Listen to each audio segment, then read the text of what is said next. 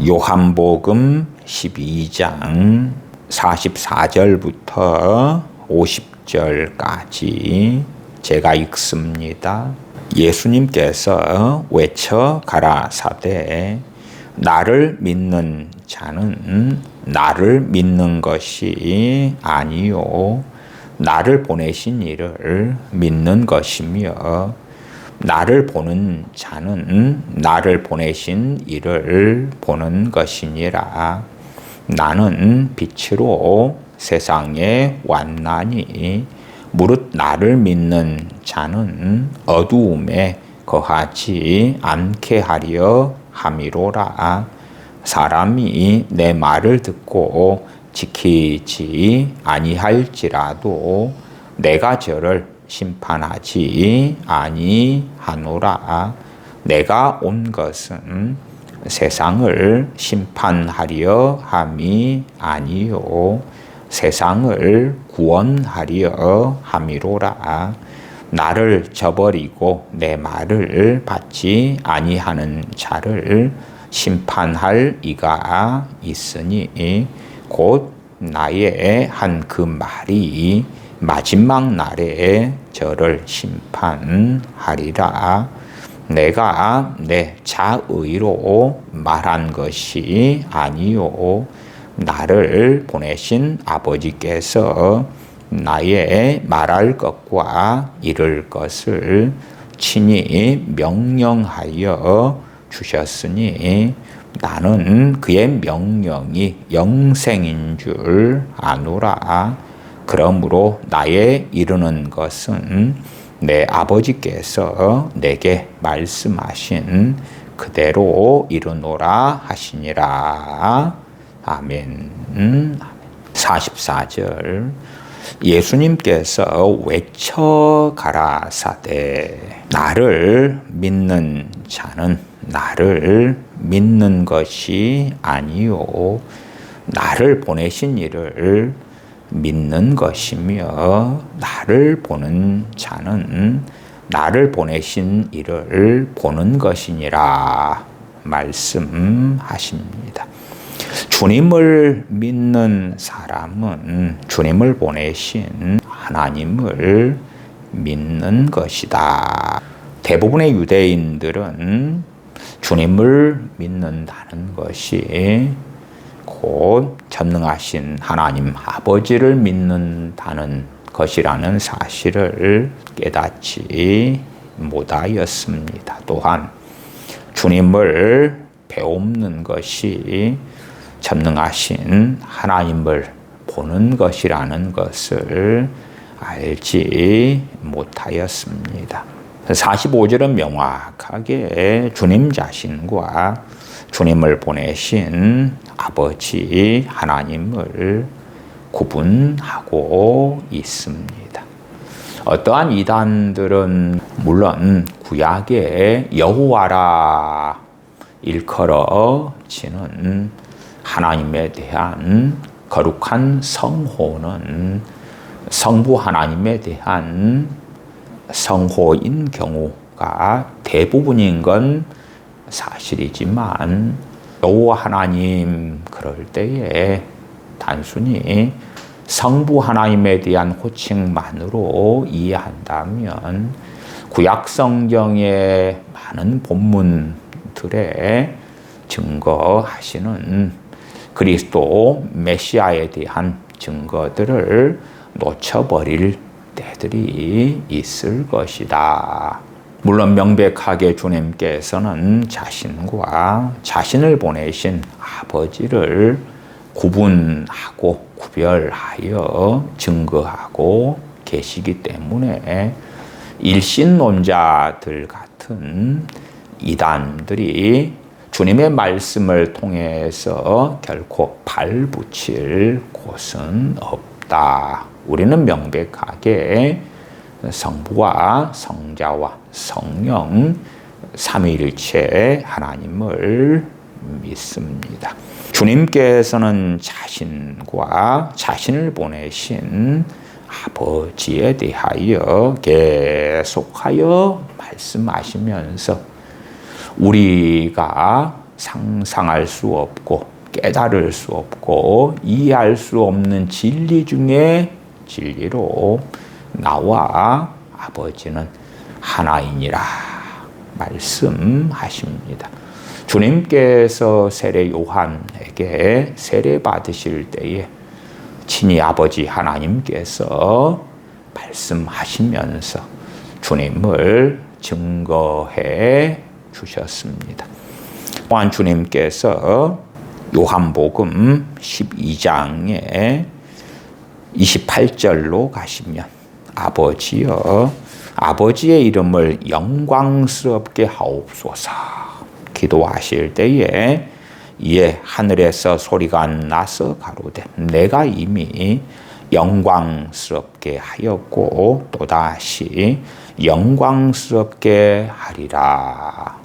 여호와 하나님의 성호는 성부 하나님께만 해당되는 것이 아니라 최소한 주님께서 증거하신 말씀들을 통해서 주님께서는 자신과 아버지 하나님이 명확히 구분되시는 것을 증거하시고 이 요한복음 12장에도 아버지여 아버지의 이름을 영광스럽게 하옵소서 하실 때에 전능하신 아버지 하나님께서 내가 이미 영광스럽게 하였고 또다시 영광스럽게 하리라 말씀하시는 것입니다.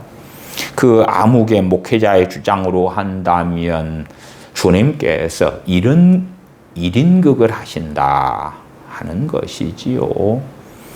여기에서는 주님이 기도하시고 반대편에 가가지고 1인 모노드라마처럼 다시 또 아버지 역할을 하셨다가 아들 역할을 하셨다가 성령님 역할을 하셨다가 결코 그러는 것이 아닙니다.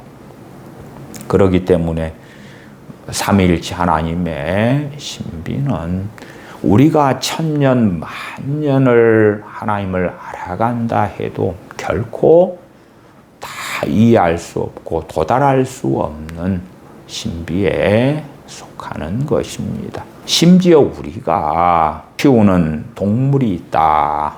애완견이나 애완고양이가 있다 그래도 여러분이 키우는 개, 고양이도 제대로 다 이해하지 못합니다. 여러분이 낳은 자녀도 여러분이 함께 수십 년을 산다 할지라도 다 이해하지 못합니다. 오죽하면 철학자 소크라테스는 내 자신을 알라 그러겠습니까? 자기 자신도 자기를 다 알지 못하는 딜레마가 있습니다. 전능하신 하나님께서도 주의 종을 통하여 말씀하시는 것은 스스로 속이지 말라. 스스로 속이지 말라 하는 것입니다. 자기가 자기를 속일 수 있는 것이지요. 제가 사람의 기억도 시간이 지나가면 재조합된다고 말씀도 드렸습니다. 물론 기억만이 아니라 어떠한 사건이 있는 그때에 이미 상당히 많은 사람들의 경험하는 것, 듣고 보는 것은 상당히 많이 왜곡되기도 하고 재조합되기도 하는 것은 너무나 흔하게 벌어지는 일입니다. 그리고 그 사건이 벌어졌을 때에 왜곡이 일어나는 사람은 그 사건 이후에 시간이 장기화되면 될수록 왜곡은 더 심각하게 일어납니다. 물론 어리석은 사람들일수록 내가 직접 경험해서 내가 직접 보았어.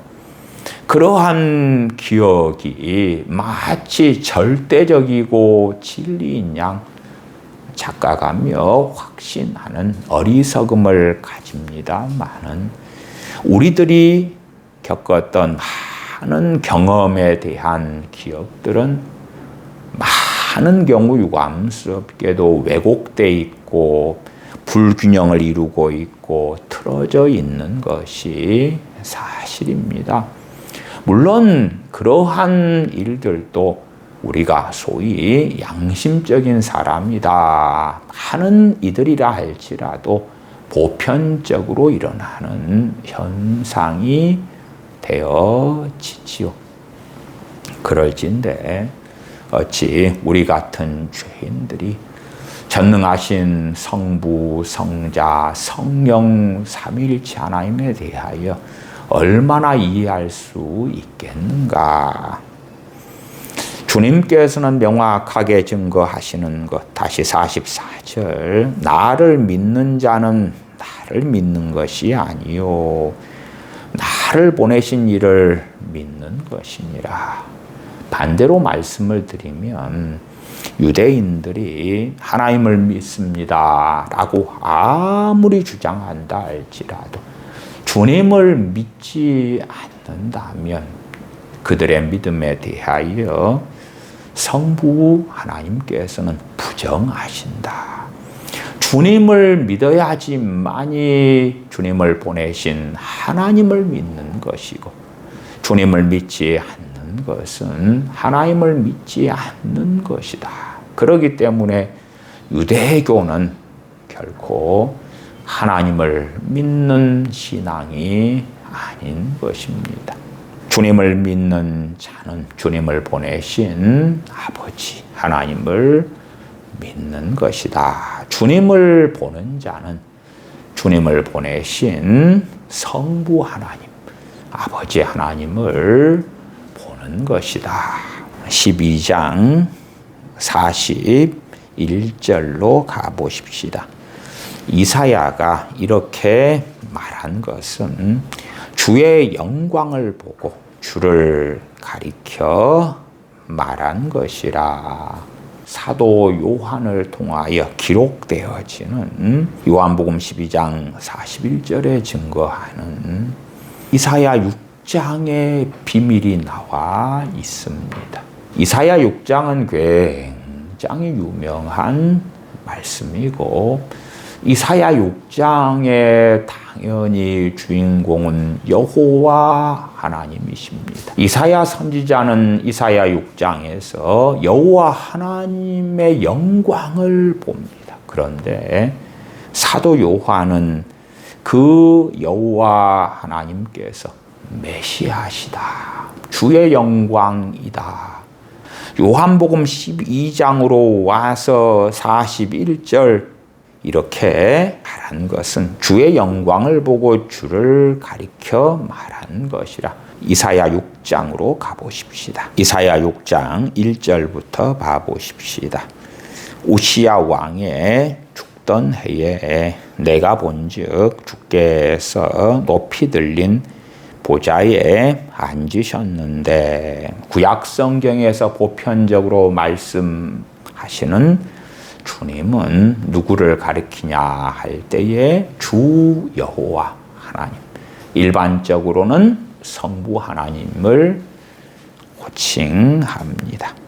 주께서 높이 들린 보좌에 앉으셨는데 그 옷자락은 성전에 가득하였고 스랍들은 모셔 섰는데 각기 6날개가 있어 그 둘로는 그 얼굴을 가리었고 그 둘로는 그 발을 가리었고 그 둘로는 날며 서로 창화하여 가로되 거룩하다 거룩하다 거룩하다 만군의 여호와여 그 영광이 온 땅에 충만하도다. 스랍들이 보좌에 앉으신 전능하신 하나님께 거룩하다 거룩하다 거룩하다 만군의 여호와여 그럽니다.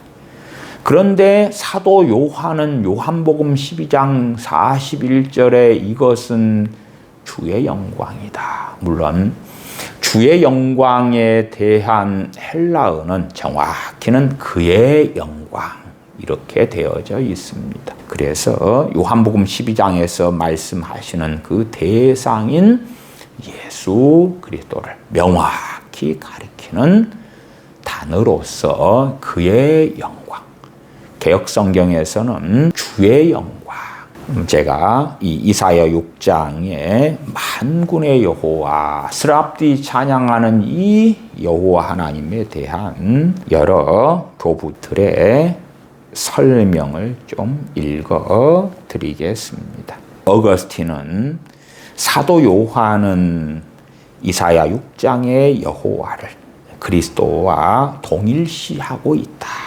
아타나시우스는 이사야가 보았던 영광은 성자의 영광이었다. 그렇게 해석하고요. 요한 크리소스톰은 이사야가 본 여호와의 영광은 그리스도의 영광이다. 완고하게 하심은 하나님의 사역이며 동시에 그리스도께서 친히 행하시는 것으로 사도 요한은 증거하고 있다.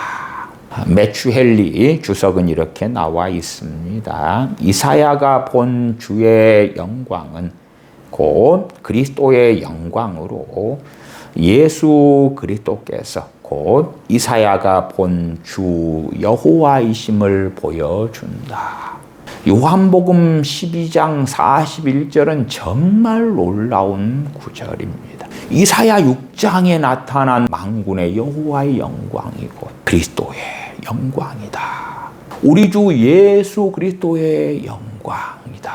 물론 이 만군의 여호와는 성부와 성자와 성령 하나님에도 요한복음 12장 41절은 그리스도의 영광이다. 주님의 영광이다. 그렇게 놀라운 말씀을 합니다. 그래서 주님께서 나를 본 자는 나를 보내신 이를 본 것이다. 이사야 선지자는 만군의 여호와를 배우면서 그리스도의 영광을 본 것이다. 그렇게 말씀을 드립니다. 이사야 6장 4절 이같이 창호하는 자의 소리로 인하여 문지방의 터가 요동하며 집에 연기가 충만한지라. 그때에 내가 말하되 화로다 나여 망하게 되었도다. 나는 입술이 부정한 사람이요 입술이 부정한 백성 중에 거하면서 만군의 여호와이신 왕을 배웠음이로다. 명확하게 만군의 여호와인데 사도 요한을 통하여 증거된 요한복음 12장 41절에서는 이 영광이 바로 그리스도의 영광이었다는 놀라운 말씀을 하고 있다. 그 말이. 그래서 제가 교부들이나 종교 개혁자들의 성경 해석을 이 말씀을 드린 것입니다. 6장 8절로 가십시다. 6장 8절은 이 비밀의 얼마를 우리에게 보여줍니다. 6장 8절 내가 또 주의 목소리를 들은즉 이르시되 내가 누구를 보내며 누가 우리를 위하여 갈고. 이 만군의 여호와께서 성부 하나님만을 지칭하는 게 아니라 삼일체 하나님의 영광. 누가 우리를 위하여 갈고. 아버지와 아들과 성령 하나님의 영광이 드러났습니다. 누가 우리를 위하여 갈고. 그때에 내가 가로되 내가 여기 있나이다. 나를 보내소서. 여호와께서 가라사대 가서 이 백성에게 이르기를 너희가 듣기는 들어도 깨닫지 못할 것이요 보기는 보아도 알지 못하리라 하여 이 백성의 마음으로 둔하게 하며 그 귀가 막히고 눈이 감기게 하라. 염려컨대 그들이 눈으로 보고 귀로 듣고 마음으로 깨닫고 다시 돌아와서 고침을 받을까 하노라. 이건 명확하게 이사야 선지자가 전능하신 여호와 하나님께 받은 사명이며 명령입니다. 그런데 이 이사야 6장 9절 10절의 말씀을 주님께서 인용하시면서 주님께서 사람들로 하여금 마태복음 13장에서는 공생의 사역 중기에 본격적으로 비유를 통하여 말씀하시면서 보아도 보지 못하고 들어도 듣지 못하고 깨닫지 못하게 하시는 것을 봅니다. 주님의 제자들에게는 천국의 비밀을 아는 것이 허락되었다 하시면서 그들에게는 비유의 뜻을 설명해 주셨던 것입니다. 요한복음 12장 40절에 보시면 저희 눈을 멀게 하시고 저희 마음을 완고하게 하셨으니 누가 그러시는가? 주님께서 그러신다. 우리 주 예수 그리스도께서 그러신다라고 말씀합니다. 가진 자는 더 가지게 하시고 없는 자는 그 있는 것도 빼앗기리라. 주님의 제자들, 주님을 찾고 구하는 자들에게는 진리를 열어주시는 것입니다. 주님께서 개인적으로 자신이 메시아시라고 알려주시는 사람들이 사복음서 곳곳에 등장하지 않습니까? 심지어 우물에 물을 길러왔던 사마리아 여인에게 너가 기다리고 있는 메시아가 나라고 알려주시고, 요한복음 9장에 주님께서 한 소경에게 침을 뱉어서 진흙을 이기신 다음에 그의 눈에 바르시고 실로암 못에 가서 씻으라.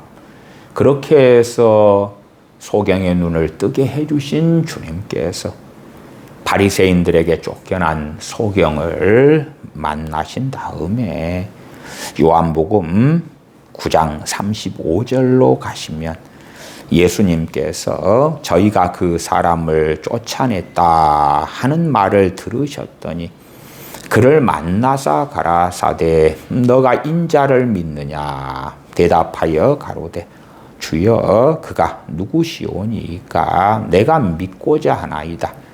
예수님께서 가라사대 너가 그를 보았거니와 지금 너와 말하는 자가 그이니라. 가로되 주여 내가 믿나이다 하고 절하는지라. 예수님께서 가라사대 내가 심판하러 이 세상에 왔으니 보지 못하는 자들은 보게 하고 보는 자들은 소경되게 하려 함이라 하시니, 주님께서는 내가 심판하러 온 것이 아니다 말씀하실 때에 그 심판은 영원한 심판에 대한 말씀입니다. 영원한 심판은 나중에 주님 재림하실 때에 다시 오실 때에 백보자 심판을 하실 것이고, 주님 이 땅에 초림하실 때는 영원한 심판이 아니라 구원하러 오셨다. 그러나 그럼에도 주님 이 땅에 오셨을 때도 심판을 행하셨습니다. 영원한 심판이 아니고 보지 못하는 자들은 보게 하시는 그 은혜, 반면에 보는 자들은 소경되게 하시는 심판, 가진 자들은 더 가지게 하시고 없는 자들은 그 있는 것도 빼앗으시는 심판, 심령이 가난한 자들에게 천국을 주시고 애통하는 자들에게 위로를 주시고, 그러한 아버지 하나님의 심판 또한 동일하게 심판하시는 우리 주 예수 그리스도의 심판, 사마리아 여인 같은 자들 또한 세리장이었던 삭개오에게 주님께서 오늘 내가 네 집에 유하여야 하겠다. 그러나 정말 많은 유대인들의 집들에 주님께서 가셔서 함께 유하여 주지 않으셨습니다.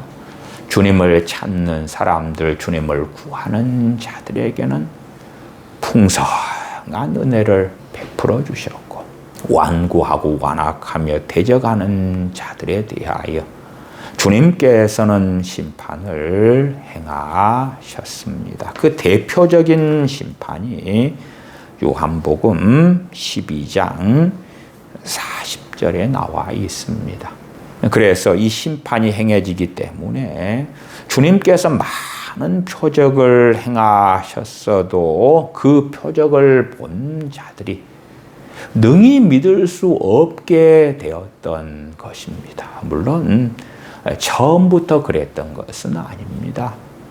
그 은혜의 문을 활짝 주님께서 오셔서 열어놓으셨는데 주님에 대하여 대적하고 모독하고 공격하고 죽이려 하고 그러한 악으로 나아가니 마태복음 13장처럼 주님의 사역 중기에는 비유로 말씀하시면서 보아도 보지 못하게 들어도 듣지 못하게 깨닫지 못하게 해버리셨고 주님을 찾고 구하는 이들 주님의 제자들에게는 주님께서 증거하신 비유의 뜻을 알려주셨고 나아가서 공생의 말미에는 사람들의 마음을 완고하게 하셨다.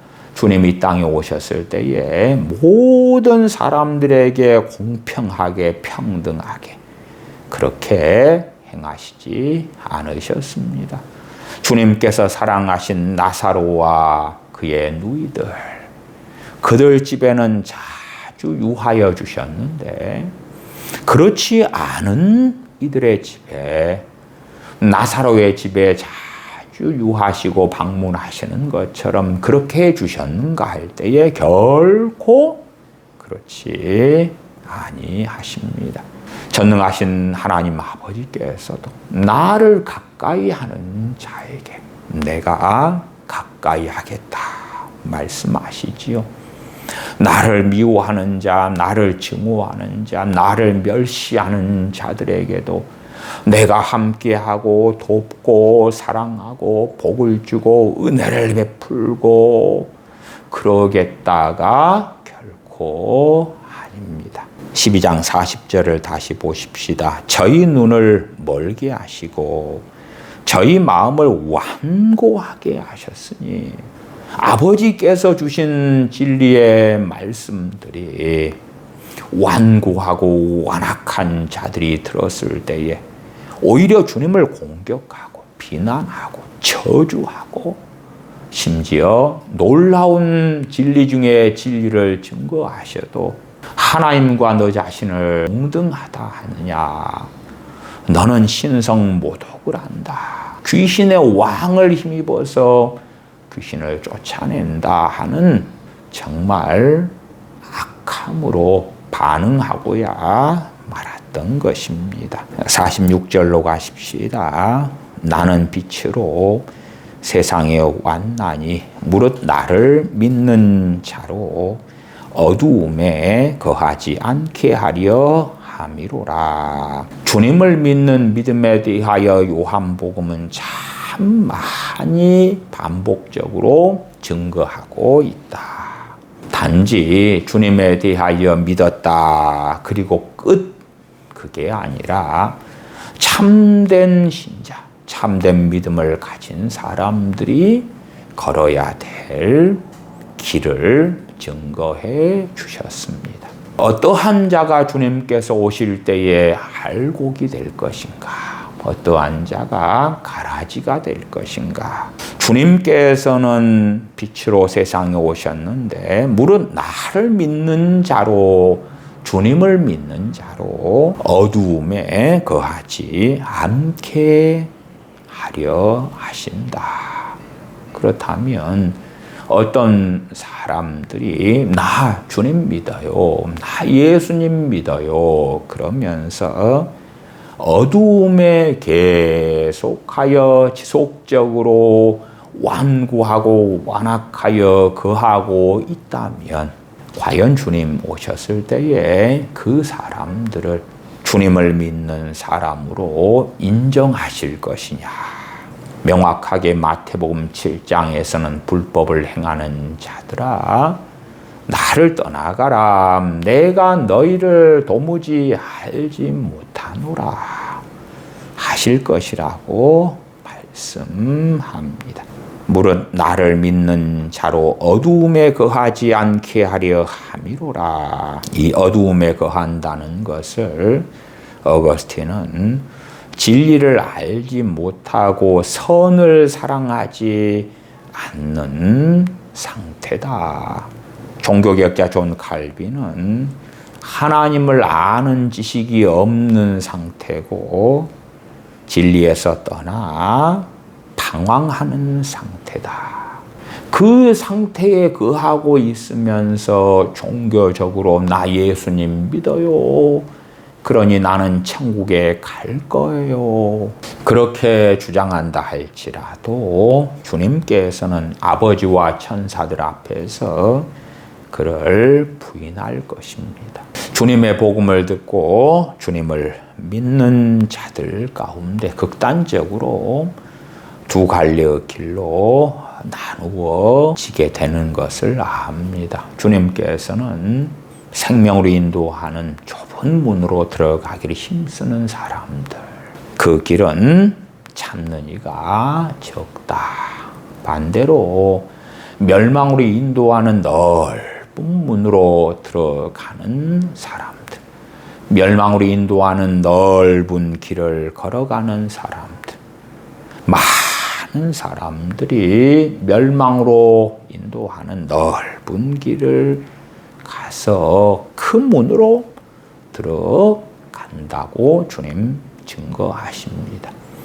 주님을 믿은 사람들 가운데 어떤 이들은 생명으로 인도하는 좁은 문으로 들어가기를 힘쓰기 때문에 찾는 이가 적은 의의 길, 진리의 길, 순종의 길, 사랑의 길, 용서의 길, 믿음의 길, 그 길을 걸어가고 또 다른 부류의 사람들은 선을 행하는 데 관심이 없고 진리 가운데 사는 것에 마음이 없고 육체의 정욕과 안목의 정욕과 이생의 자랑, 그 가운데 사는데 열심인 멸망으로 인도하는 그 문, 그 길을 걷더라. 나는 빛으로 세상에 왔나니 무릇 나를 믿는 자로.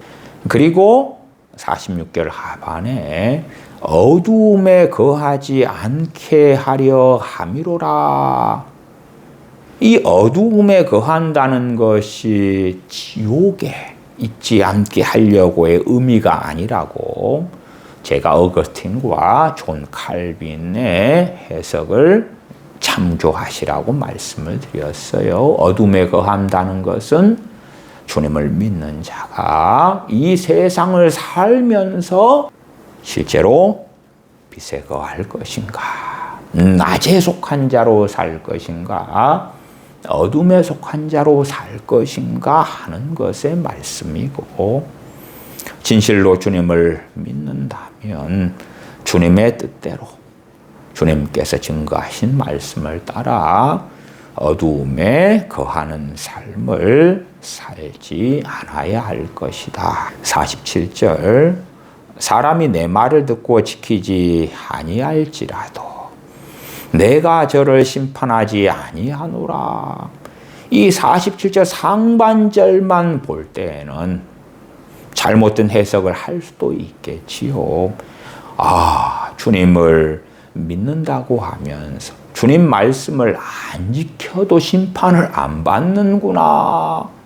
그러나 48절을 볼 때는 그렇지 않다는 것을 알게 됩니다. 48절 나를 저버리고 내 말을 받지 아니하는 자를 심판할 이가 있으니. 주님을 저버리는 것이 무엇인가? 주님을 등지는 것, 주님을 배반하는 것. 그 사람은 어떠한 삶을 사는가? 그 사람은 47절이지요. 주님 말씀을 듣고도 지키지 아니하는 삶을 사는 것이에요. 48절로 할 때에 주님의 말씀을 받지 않는다 그 말이에요.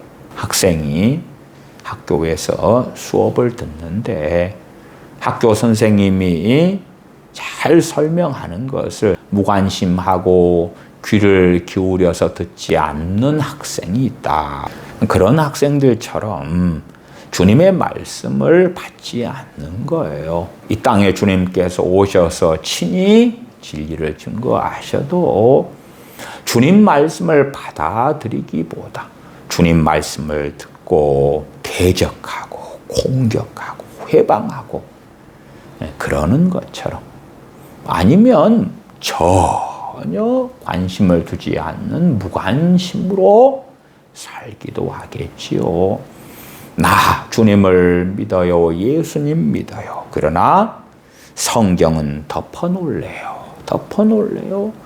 나는 간략한 주 예수 그리스도의 복음을 듣고 주님 믿었어요.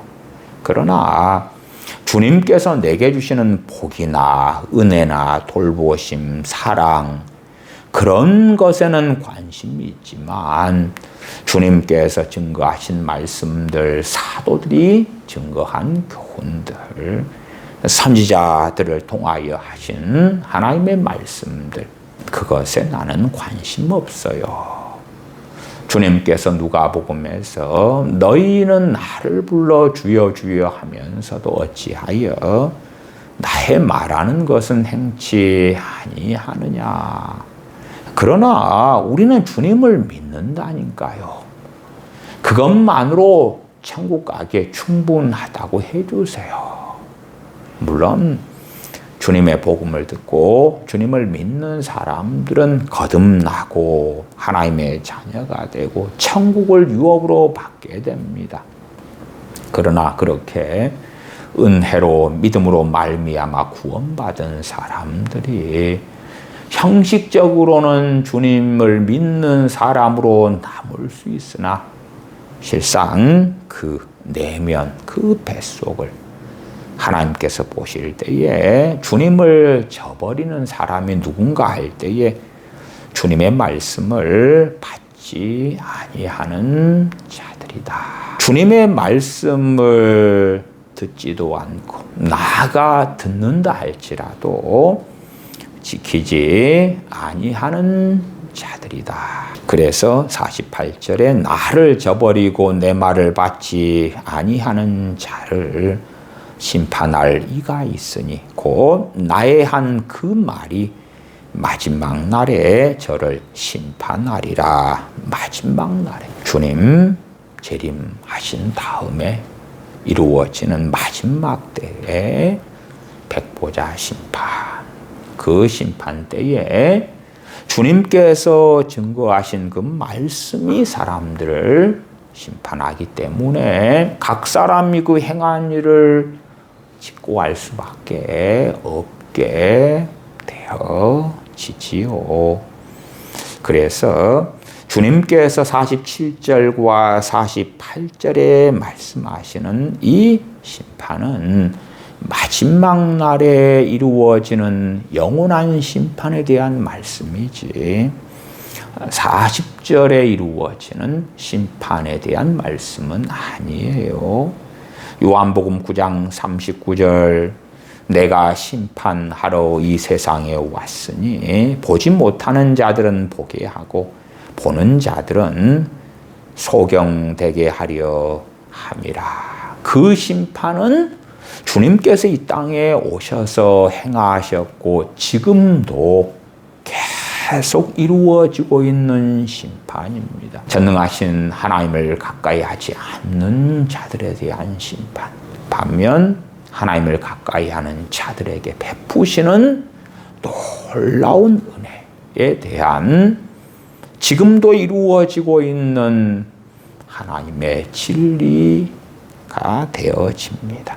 야고보서에나 잠언이나 베드로 사도를 통하여 명백하게 반복적으로 증거했던 것처럼 교만은 패망의 선봉이다. 교만한 자를 하나님이 대적하신다. 겸손한 자에게 은혜를 베푸신다. 그것은 여전히 지금도 이루어지고 있습니다. 언제까지요? 영원한 심판이 이루어지기 전까지 우리가 살아있는 이 세상에서 계속하여 이루어지고 있는 하나님의 은혜와 심판에 대한 말씀이에요. 겸손한 자에게는 은혜를 주시고 교만한 자는 하나님이 대적하셔서 잡아뜨리시고 패망하게 하시는 거예요. 물론 세상에 사업적인 패망과 넘어짐이 아니고 물질적인 게 아니고 심지어 건강적인 것도 아닌 경우가 많겠습니다만은 영적인 하나님 앞에서 구원에 있어서 하나님의 사랑에 있어서 교만한 자들을 하나님이 대적하시기 때문에 하나님께 나아오는 길을 막아버리시는 거예요. 혹은 40절처럼 그들의 눈을 멀게 해버리시는 거예요. 심지어 자기 눈앞에 하나님의 기적이 벌어진다 해도 그들의 눈을 하나님께서 소경되게 해버리셨기 때문에 보지 못하고 알지 못하게 되는 것입니다.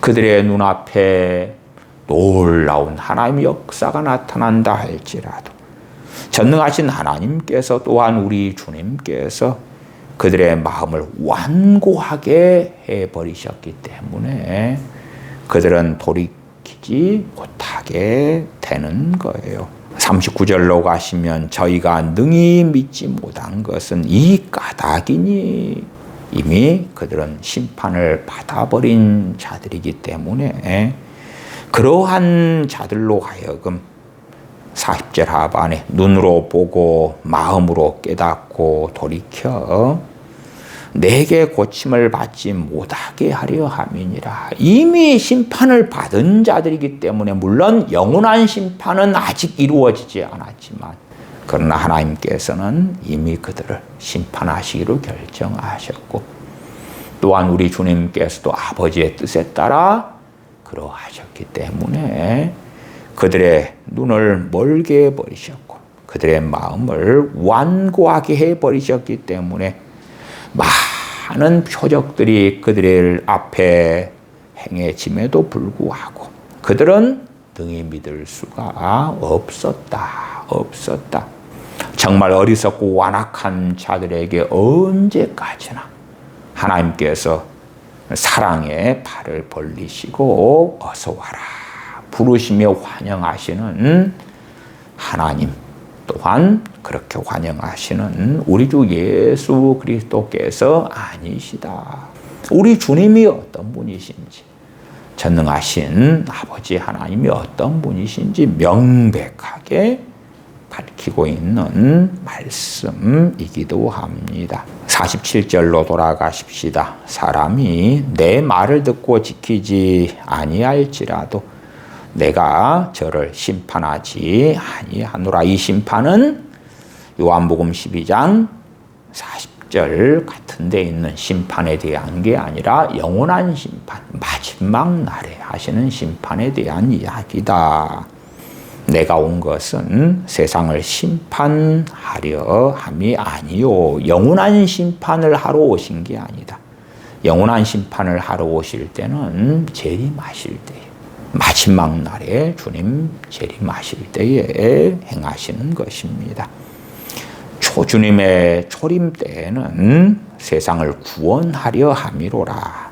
그러나 앞에 요한복음 9장 39절을 통하여 내가 심판하러 이 세상에 왔으니 보지 못하는 자들은 보게 하고 보는 자들은 소경되게 하려 함이니라는 말씀과 어떠한 차이가 있는가도 반복적으로 말씀을 드렸습니다. 그래서 주님을 믿지 않는 대부분의 사람들에게는 아직 영원한 심판이 이루어지지 않았기 때문에 기회가 있었던 것입니다. 그러나 제가 대부분이라고 말씀드렸지 모두라고 말씀드린 게 아닌 것은 예레미야서를 통해서도 하나님께서 어떤 자들은 나쁜 무화과로서 이미 판결을 내리신 다음에 칼과 기근과 연병으로 죽이기로 작정된 자들이 있었고 어떤 사람들은 좋은 화가로 그들은 하나님께서 포로로 바벨론으로 끌려가게 하셔서 보존하시고 지키시고 은혜 주시는 자들이 있었다. 그러니까 모든 사람들에게 언제까지나 하나님의 은혜가 주어지는 것은 아닙니다. 영원한 심판은 아직 받지 않았지만 어떠한 자들에게는 더 이상 돌이킬 수 없는 하나님의 진노가 있는 자들이 있다.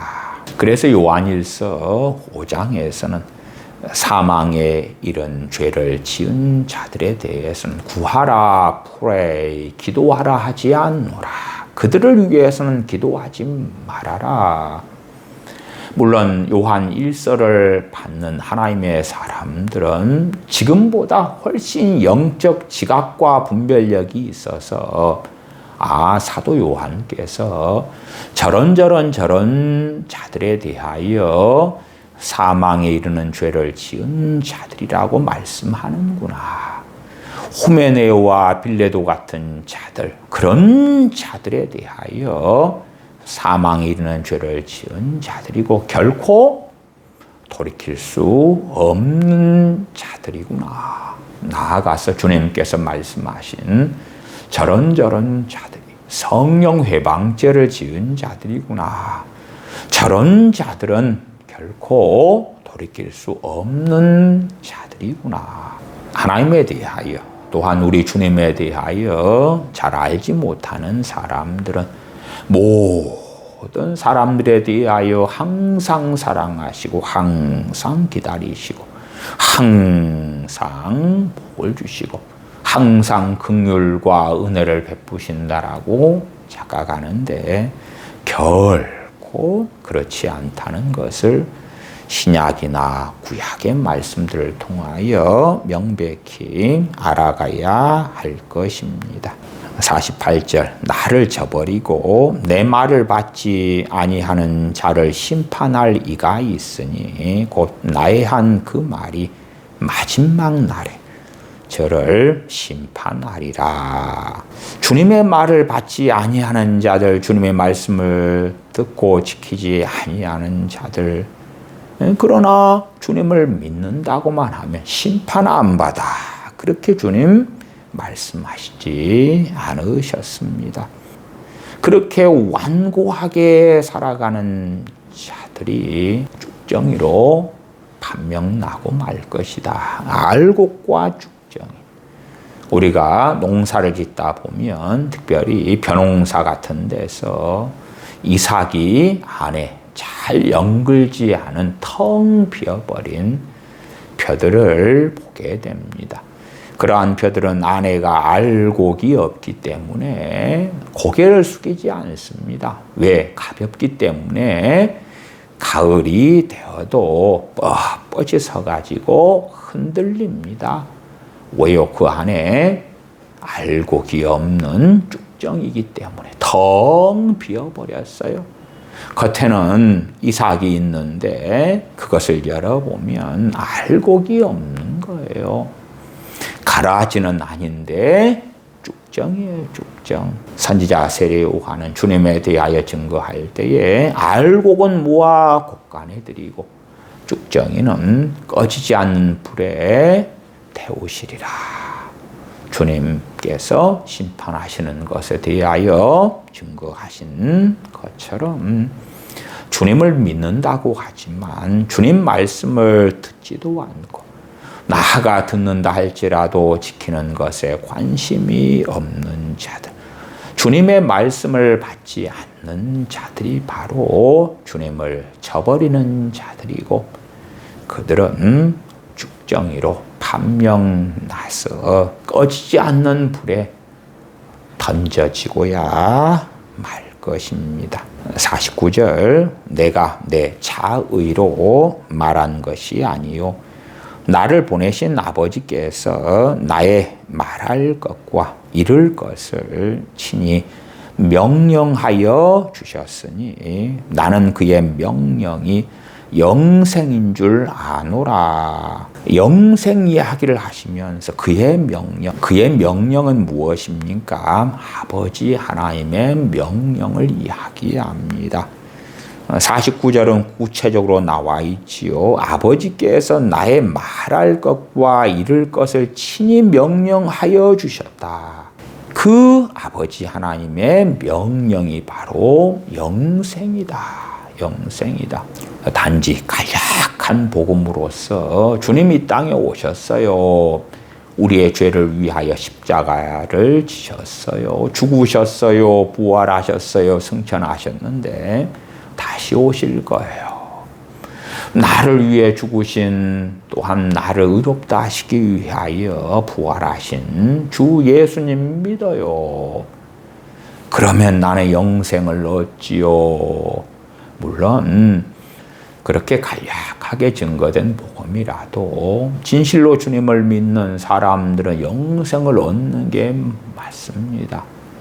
그러나 영생을 얻은 다음에 그가 어떠한 삶을 살아갈 것이냐, 그가 과연 주님을 저버리는 자로 살 것이냐, 주님을 따르는 자로 살 것이냐, 내 양은 내 음성을 들으면 나를 따르느니라, 어떠한 자로 살 것이냐. 그렇기 때문에 주님께서 영생 이야기를 하시면서 나는 그의 명령이 영생인 줄 아노라 말씀하시는 것입니다. 메추헬리는 그의 명령을 하나님께서 그리스도께 맡기신 구원의 도다, 그 구원의 도에 대해서도 주님께서 얼마나 많은 구원의 진리들에 대하여 말씀하셨는지 우리는 보고 압니다. 그래서 제가 그리스도를 아는 지식이라는 주제를 가지고 긴 시간 동안의 말씀을 증거하고 있는 것이기도 합니다. 요한 크리소스톰은 그의 명령은 하나님께서 주님께 주신 진리다. 그리고 그리스도께서 선포한 복음이다.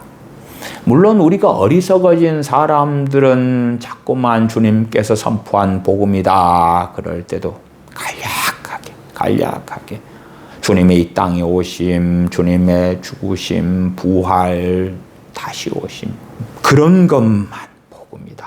그런데 마태, 마가, 누가, 요한복음을 정상적인 눈을 뜨고 보는 사람들은 주님께서 선포한 복음이 그렇게 진실로 간단하지 않다는 것을 알지요. 요한복음 10장에 나는 양의 문이라, 나는 선한 목자라, 내 양은 내 음성을 듣고 나를 따르느니라. 그것이 어떻게 주님께서 증거하신 복음이 아니란 말입니까? 주님께서 주님의 제자가 되려면 어떠한 자로 살아야 하는가? 말씀하신 것 다 주님께서 아버지께 받은 진리의 복음을 증거하신 것이다 하는 것입니다. 그래서 이 50절의 말씀도 결코 놀라운 말씀이 되지 않습니다. 갑자기 뜬금없이 주님만 믿는다면 영생을 받았다 그러셔야 되는데 나는 그의 명령이 영생인 줄 아노라. 아버지 하나님께서 우리 주님께 맡기신 진리의 말씀들 또한 구원의 도가 하나님 아버지의 명령이고 그것이 영생이다. 그 말씀들과 무관한 삶을 사는 자들이 결코 영생을 얻지 못한다는 것을 우리가 확인할 수 있어요. 그러므로 나의 이루는 것은 내 아버지께서 내게 말씀하신 그대로 이루노라.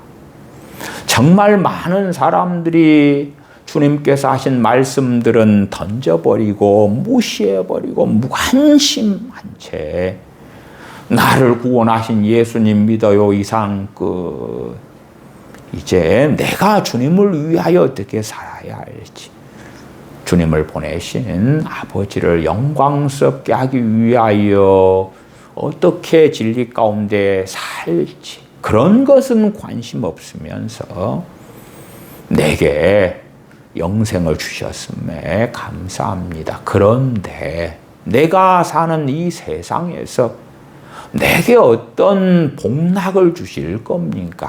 얼마나 내게 돈을 풍부하게, 내 삶을 행복하게, 윤택하게, 내 가정을 얼마나 복되게 해 주실 겁니까? 그런 것에 마음을 쏟은 채에 색안경을 끼고 성경을 파헤치는 자들도 있어요. 하나님의 어떤 복된 약속이 있는가? 그래서 한참 한국 교회에 유행했던 것이 조엘 오스틴의 긍정의 힘 같은 것. 내가 믿는 대로 된다, 말하는 대로 된다, 상상하는 대로 된다. 조영기 목사님 같은 이의 4차원의 믿음, 4차원의 영성. 그 전에 조엘 오스틴의 긍정의 말, 긍정적인 말을 하면 그 긍정적인 말이 바로 믿음의 말이야. 그러면 말하는 대로 된다, 말하는 대로 되는 거야. 그러한 것이 진리처럼 전해지고 그것이 진리라고 우리는 믿자. 그리고 그것을 뒷받침하는 성경 구절들이 이거야 저거야 저거야 그러는 아주 커다란 미혹이 한국교회 많은 교인들을 사로잡았고 유감스럽게도 지금도 그에 빠져서 사는 자들이 많기도 하더라. 기도하겠습니다.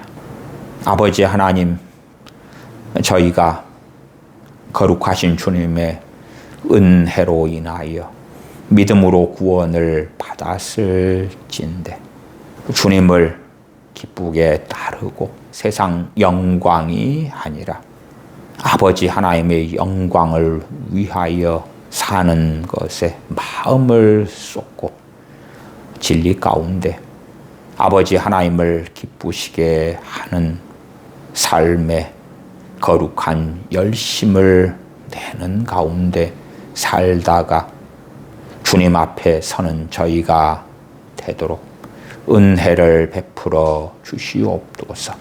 우리 주 예수님의 이름으로 기도하옵나이다. 아멘.